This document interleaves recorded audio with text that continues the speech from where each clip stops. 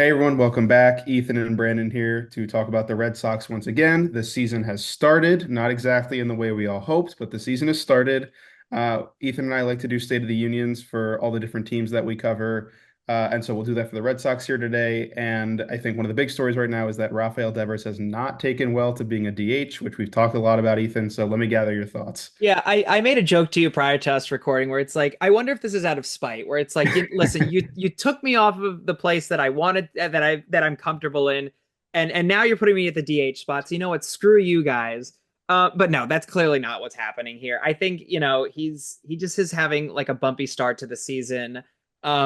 Brandon, what are your initial thoughts here? Yeah, one joke I've seen going around, like the Red Sox sphere is that Rafael Devers famously is very good against Garrett Cole, and now that Garrett Cole has Tommy John surgery and he's not playing for the season, it's sort of like the without Batman, Joker has no purpose sort of thing. So, I think it's look, he had a very abbreviated spring training. Obviously, the position switch is notable. A lot of guys there's a lot of great hitters that actually hit better when they play the field as opposed to DH. Jordan Alvarez, Giancarlo Stanton, like those guys are bad in the field, but I think it's just the sort of habit of, okay, every half inning, you're out in the field, every half inning, you're ready to bat. When you're just sitting on the bench waiting to hit, it's a very different mindset.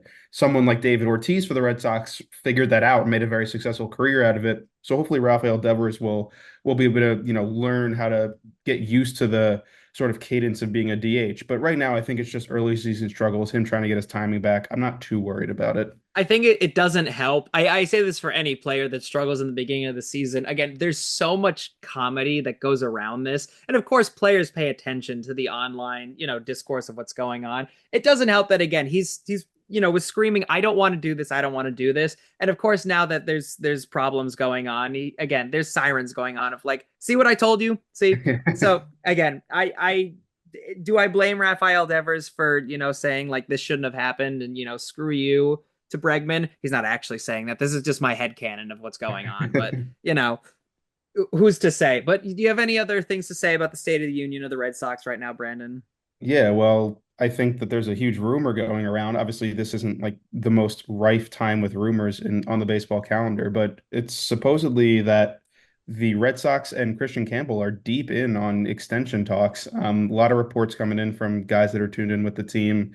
That's a big deal. I mean, the Red Sox, last year actually started signing, young guys to extensions. They gave Brian Bayo like a 6-year contract extension. They gave Rafaela like an 8-year extension. So this is really notable. I mean, Campbell looks really good through his first 4 or 5 games. Through that first series with the Rangers, he had like a 500 on base percentage. So he's doing well so far. Obviously, it'll be some bumps along the way, but yeah, I mean, what do you think about, possibly a huge contract extension for such a young guy, Ethan? Yeah, I mean, look, I we talked about it on our podcast with our friend Derek. Look, these young guys, I think that the Red Sox are going through a bit of a restructuring period. The Cubs in 2016 went through their whole restructuring phase. I think now is the time for the Red Sox to go through their restructuring phase. And I think I always call them the young bucks, but for Kristian Campbell to be added to a long-term contract, I think it would be a great time for the Red Sox to sign into a long-term deal. He just got his first, big major league home run.